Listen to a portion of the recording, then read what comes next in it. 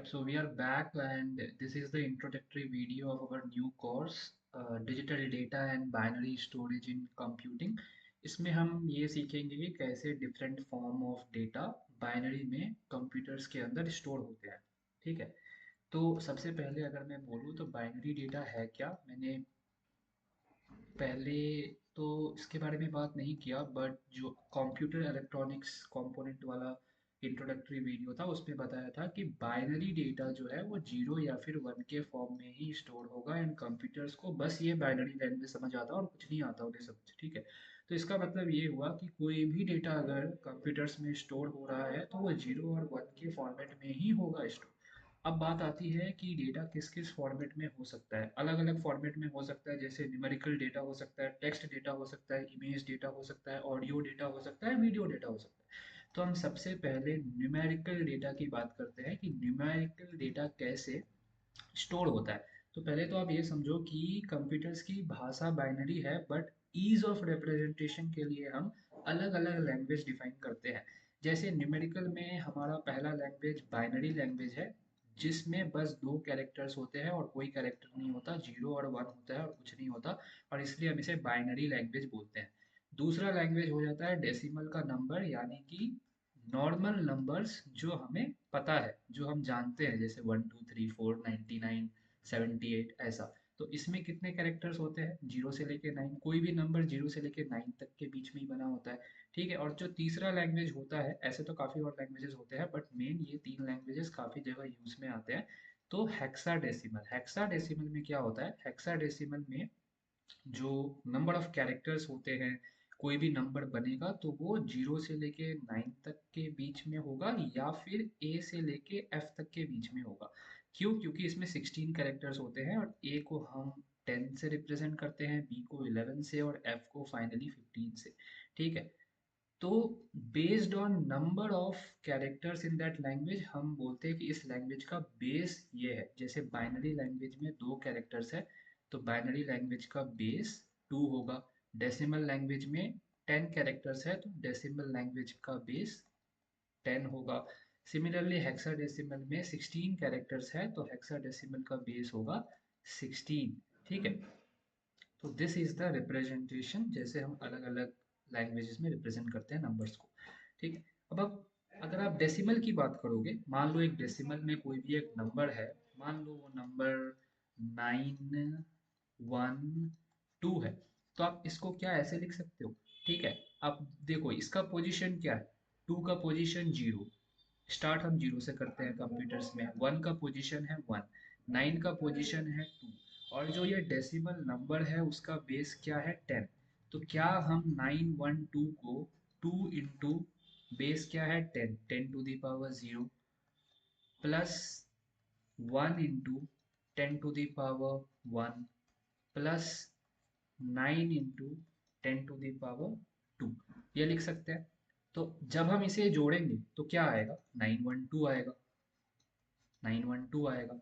ठीक है, तो बेस 10 में हम क्या करते हैं, जो डिजिट है उसे मल्टीप्लाई करते हैं उस बेस टू द पावर उसका पोजीशन, और सबको ऐड कर देते हैं तो डेसिमल नंबर मिल जाता है। ये बस रिप्रेजेंटेशन। अब आप मान लो हेक्साडेसिमल में कोई नंबर है, उसको आपको डेसिमल में कन्वर्ट करना है। आगे जाके डिटेल में हम देखेंगे कि कैसे किसी एक लैंग्वेज में लिखे गए नंबर को दूसरे लैंग्वेज के नंबर में कन्वर्ट करते हैं।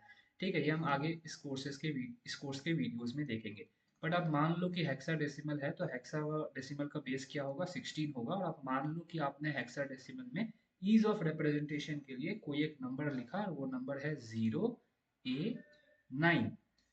तो अब आप इसको डेसिमल में कैसे समझोगे, 0A9 क्या है, तो कैसे समझोगे, तो ऐसे समझोगे, इसका पोजीशन है जीरो, इसका पोजीशन है वन, इसका पोजीशन है टू।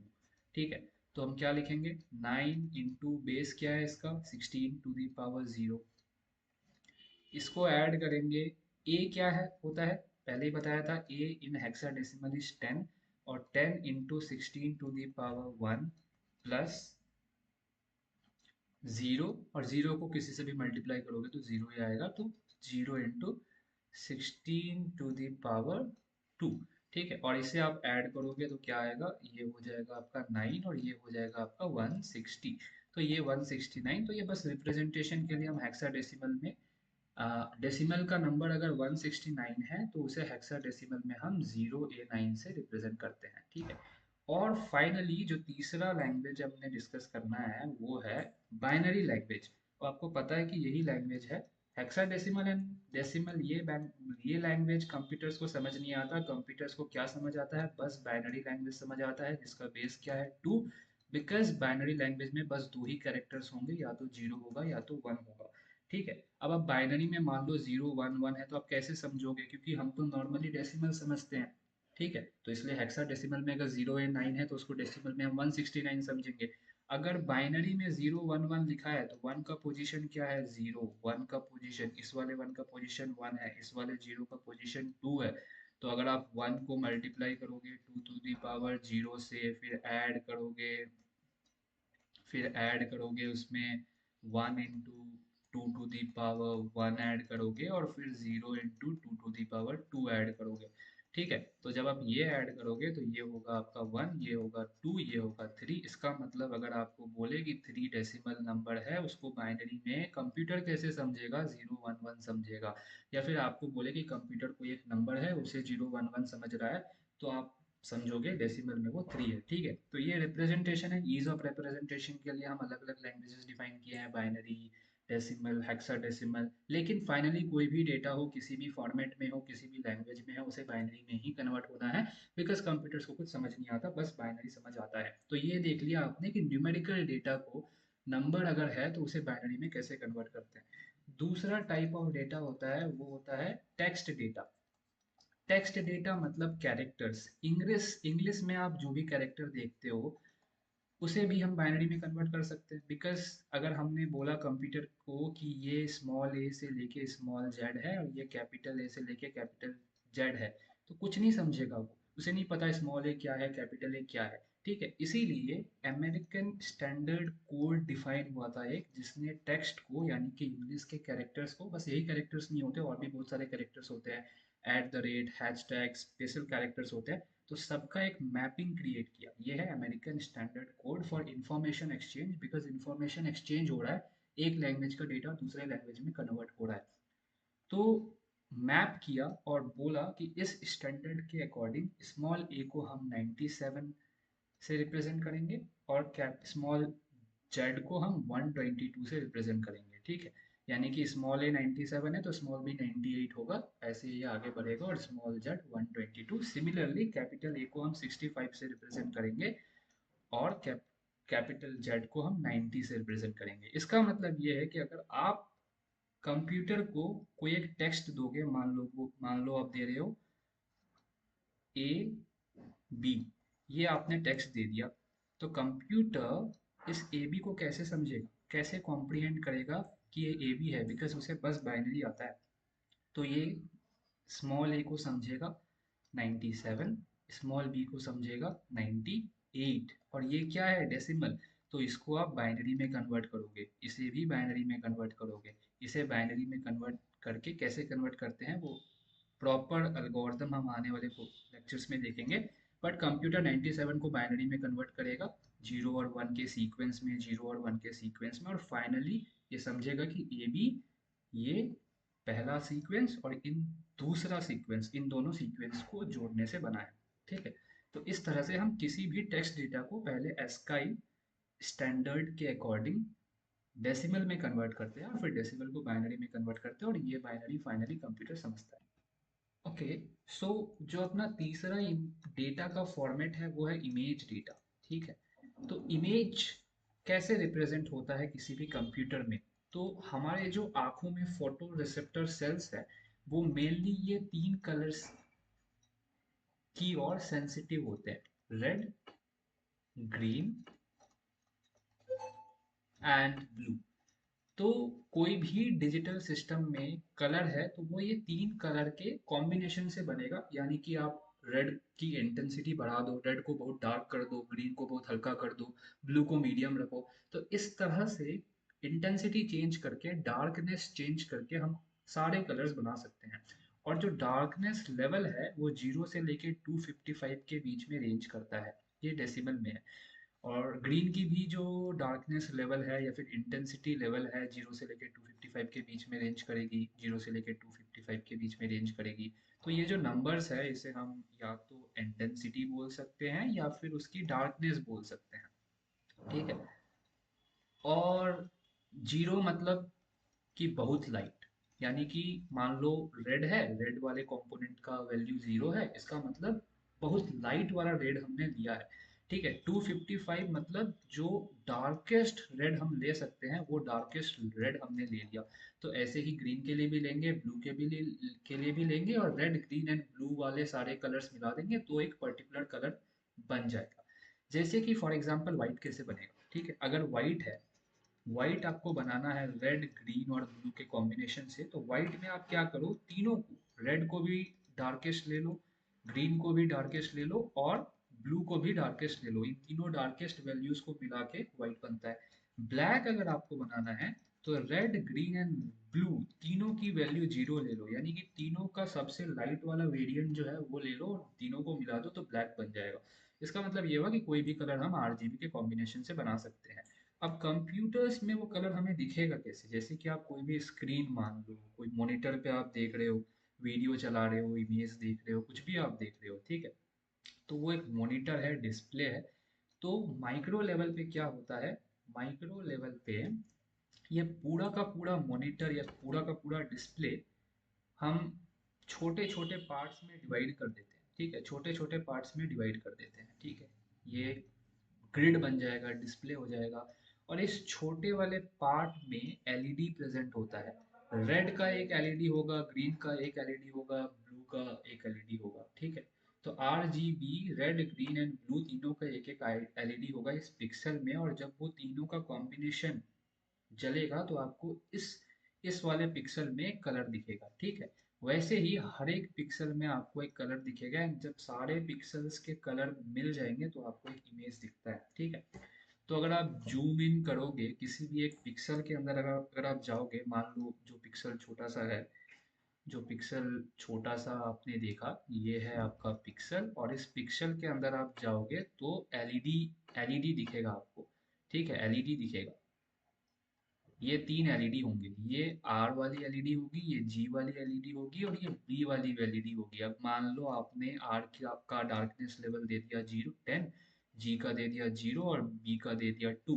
तो इन डार्कनेस लेवल के अकॉर्डिंग इस पे वोल्टेज अप्लाई होगा। आप खुद समझो, अगर रेड वाले एलईडी को हमने ज़्यादा वोल्टेज दे दिया तो वो ज़्यादा डार्क दिखेगा, ठीक है। तो आपने जितना वोल्टेज दिया है उसके अकॉर्डिंग डार्कनेस आएगा और उसके अकॉर्डिंग जो है आपको वो लाइट दिखेगा, ठीक है। तो मान लो आपको इनपुट देना है कि इस पिक्सल को आपको इनपुट देना है, तो आप क्या इनपुट दोगे, आप बोलोगे कि रेड की इंटेंसिटी भाई तुम 10 ले लो, ग्रीन की इंटेंसिटी 0 ले लो, ब्लू की इंटेंसिटी 2 ले लो, और 10 के अकॉर्डिंग वो 10 वाला वोल्टेज इस वाले एलईडी में अप्लाई करेगा, 0 के अकॉर्डिंग 0 वाला वोल्टेज इस वाले एलईडी में, और 2 के अकॉर्डिंग 2 वाला वोल्टेज इस एलईडी में, और अकॉर्डिंगली आपको वो कलर दिख जाएगा, ठीक है। तो इसका मतलब ये हुआ कि ये पूरा एक इमेज है, ठीक है। ये पूरा एक इमेज है और इस पूरे के पूरे इमेज को हमने छोटे छोटे पिक्सल्स में डिवाइड कर दिया है, और हर पिक्सल में आर, जी और बी तीनों कलर का एक एक एलईडी होगा। और आर की वैल्यू 0 से 255 हो सकती है, सिमिलरली जी की भी वैल्यू और बी की भी वैल्यू 0 से 255 हो सकती है। तो finally it sums up to binary, right, कि हमने पूरे इमेज को छोटे छोटे सेल्स में डिवाइड कर दिया और हर सेल में क्या स्टोर है, 0 to 55 स्टोर है, स्टोर नहीं है, 0 to 55 का डेटा हम इसे दे रहे हैं आर जी बी के लिए, और अकॉर्डिंगली वो वोल्टेज अप्लाई करके आर जी और बी की एलईडी जल रहा है, तीनों साथ में जल रहा है, तीनों एलईडी, और तीनों एलईडी साथ में जल के कॉम्बिनेशन जो आपको कलर दिख रहा है वो दिख रहा है, ठीक है। तो इस तरह से इमेज का डेटा स्टोर होता है आपके हार्ड ड्राइव में, हार्ड ड्राइव से आपका आएगा सीपीयू में, और सीपीयू जो है उसके अकॉर्डिंग जो डेटा है वो भेज देगा एलईडी को, एलईडी अकॉर्डिंगली जलेगा और आपको इमेज दिखेगा। तो इमेज डेटा भी बाइनरी फॉर्मेट में ही स्टोर हो रहा है, और बाइनरी फॉर्मेट में ही आरजीबी की इंटेंसिटी वैल्यूज एलईडीज को जा रही है, एलईडी साथ में जल रही है और आपको दिख रहा है, ठीक है। चौथा data and the last data जो है, नहीं लास्ट नहीं, इसके बाद एक और डेटा देखेंगे, चौथा जो है वो है ऑडियो डेटा, ठीक है। ऑडियो डेटा, ऑडियो मतलब आप जो भी वॉइस बोल रहे हो तो वो वॉइस जो है वो क्या है, एक साउंड का सिग्नल है। जैसे आप बोलते हो, कभी तेज बोलते हो, कभी धीरे बोलते हो। तो आपने काफी ज्यादा प्रेशर से बोला तो ये हुआ, थोड़ा सेकंड सेकंड में, मतलब दूसरे टाइम अगर आपने धीरे से बोला तो ये हुआ, ठीक है।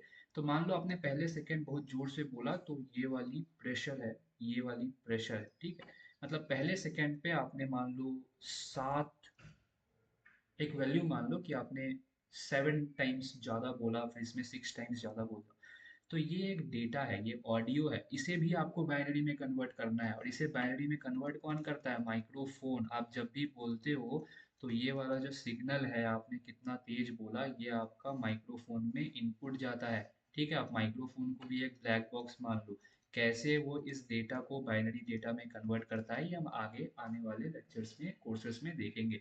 बट आपने जो बोला वो एज एन इनपुट, ये क्या है? साउंड है आपका, ठीक है। साउंड है, या फिर आपने कितने प्रेशर से बोला, प्रेशर का वेरिएशन है, सिग्नल है। और आपको ये पता है कि signal is nothing but variation of any quantity of और एनीथिंग विथ टाइम, ठीक है। तो ये साउंड है, प्रेशर या फिर वेरिएशन, कुछ भी बोल लो, या अभी अभी समझने की जरूरत नहीं है ज़्यादा। बस ये इनपुट में जाता है किसे? माइक्रोफोन में, और माइक्रोफोन इसे बाइनरी में कन्वर्ट कर देता है। बाइनरी में आप कैसे कन्वर्ट करोगे? बहुत ही हाई लेवल पे अगर काम करे तो मैंने बोला पहले सेकंड पे एम्पलीट्यूड या फिर इसकी वैल्यू 7 थी, तो दूसरे सेकंड पे इसकी वैल्यू 6 थी। तो ये क्या करेगा, ये इसे इस सीक्वेंस में कन्वर्ट कर देगा, 0 1 1 0 1 1 0, ठीक है। तो पहले सेकंड के लिए binary data, series of binary data, ठीक है। तो ये क्या है, ये बाइनरी को अगर आप डेसिमल में कन्वर्ट करोगे तो ये 7 होगा, ये बाइनरी को डेसिमल में कन्वर्ट करोगे तो 6 होगा। तो इसने 7 को 0 1 1 वाले बाइनरी सीक्वेंस में कन्वर्ट किया, बाइनरी सीक्वेंस 1, बाइनरी सीक्वेंस 2, ठीक है। तो इस तरह से ऑडियो डेटा भी फाइनली किस फॉर्मेट में स्टोर हो रहा है? बाइनरी फॉर्मेट में ही स्टोर हो रहा है, ठीक है। अब आप बोलोगे आपको वॉइस कैसे सुनाई देता है? तो मान लो ये वाला डेटा आपके डॉट कैसे स्टोर होता है, डेटा कैसे स्टोर हो रहा है साउंड का? डॉट MP3 फाइल में साउंड का डेटा स्टोर हो रहा है। तो जब आपको ये डेटा प्ले करना है तो आपका स्पीकर आएगा, और ये स्पीकर क्या करेगा, ये स्पीकर इसी डेटा को लेगा, .mp3 से ये वाला डेटा लोड करेगा, 0 1 1 0 1 1 0, इस वाले डेटा को .mp3 फाइल से स्पीकर लोड करेगा, और फिर फाइनली आपको आउटपुट में दे देगा सेम यही वाला साउंड, ठीक है। सेम यही वाला साउंड आपको मिल जाएगा, ठीक है। तो ये स्पीकर को ब्लैक बॉक्स मान लो, माइक्रोफोन को ब्लैक बॉक्स मान लो। कैसे कर रहा है ये काम, ये हमें अभी नहीं जानना, बाद में जानेंगे। लेकिन कर क्या रहा है, साउंड ले रहा है, बाइनरी में कन्वर्ट कर रहा है, MP3 में स्टोर कर दे रहा है माइक्रोफोन। स्पीकर को क्या करना है, स्पीकर .mp3 फाइल से वही वाला बाइनरी डेटा उठा रहा है, उसको डिकोड कर रहा है, आपको साउंड दे रहा है। तो मतलब ऑडियो डेटा, साउंड, वो भी कैसे स्टोर हो रहा है कंप्यूटर्स में? वो भी in form of binary data he store हो रहा है। Cool. Now the fourth thing, sorry the fifth thing, जो कि है वीडियो डेटा। वीडियो डेटा में आपको ज़्यादा कुछ समझने की ज़रूरत नहीं है, बिकॉज वीडियो क्या है, वीडियो इमेज ही तो है। आप वीडियो देख रहे हो तो क्या हो रहा है, पहला इमेज आपको दिख रहा है, उसके बाद तुरंत फ्रैक्शन ऑफ सेकेंड्स में आप दूसरे इमेज को देख रहे हो, एंड ऐसे करके करके करके करके एक सीक्वेंस ऑफ इमेज को आप देख रहे हो। वही तो है वीडियो, और क्या है? आपने सुना होगा वीडियो क्वालिटी फ्रेम्स पर सेकेंड पे डिपेंड करती है। फ्रेम्स पर सेकेंड, फ्रेम का मतलब होता है इमेज, कि आपको एक सेकेंड में कितना इमेज दिख रहा है, ठीक है। वही होता है FPS। अगर FPS की वैल्यू 30 है, मतलब एक सेकेंड में आपको तुरंत तुरंत इमेज 30 इमेजेस दिख रहे हैं एक ही सेकेंड में, ठीक है। तो video is nothing but a sequence of images, और हमने पहले ही देखा कि इस इमेज के हर एक छोटे से पिक्सल को हम बाइनरी में कन्वर्ट कर सकते हैं। तो जब हम इस इमेज के एक छोटे से पिक्सल को बाइनरी में कन्वर्ट कर सकते हैं, तो इस पूरे इमेज को भी हम एक बाइनरी डेटा में कन्वर्ट कर सकते हैं, ठीक है। और जब ये एक इमेज बाइनरी डेटा में कन्वर्ट हो जाएगा तो ये जो सीक्वेंस ऑफ बाइनरी डेटा होगा, दैट्स नथिंग बट वीडियो। तो इसका मतलब video is nothing but a sequence of binary data of images. So this is nothing, video data. और ये कैसे दिखेगा आपको, कहाँ दिखेगा? मॉनिटर पे दिखेगा। मॉनिटर पे आप जाओगे, मॉनिटर का हर एक छोटा सा हिस्सा एक पिक्सल है, और हर एक छोटे से पिक्सल में आपको दिख रहा है एलईडी, और एलईडी में वोल्टेज के अकॉर्डिंग लाइट जल रही है, और लाइट के अकॉर्डिंग आपको कॉम्बिनेशन ऑफ आरजीबी वैल्यूज के अकॉर्डिंग आपको जो दिख रहा है वो दिख रहा है, ठीक है। Yep. So that's the entire thing where in this video we discussed कि कैसे किसी भी टाइप के डेटा को हम बाइनरी डेटा में कन्वर्ट कर रहे हैं, एंड फाइनली कोई भी डेटा हो, चाहे वो इमेज हो, video, audio, text, numerical data, everything पहले किसी एक ब्लैक बॉक्स के जरिए वो बाइनरी में कन्वर्ट हो रहा है, और बाइनरी 0 और 1 के सीक्वेंस में ही अपने मेमोरी में स्टोर हो रहा है। और जब हमें उसे लोड करना है तो हम लोड करके दूसरा एक ब्लैक बॉक्स आएगा जो उसे फिजिकल फॉर्मेट में कन्वर्ट करेगा, और आपको दिखेगा जैसे बाइनरी बाइनरी को फिजिकल साउंड में कन्वर्ट करेगा, बाइनरी को इमेज इंटेंसिटी वैल्यूज में कन्वर्ट करेगा, ठीक है। तो दैट्स द एंटायर थिंग, और आज के वीडियो में इतना ही। Thanks a lot, and if you like the content, don't forget to hit the subscribe button.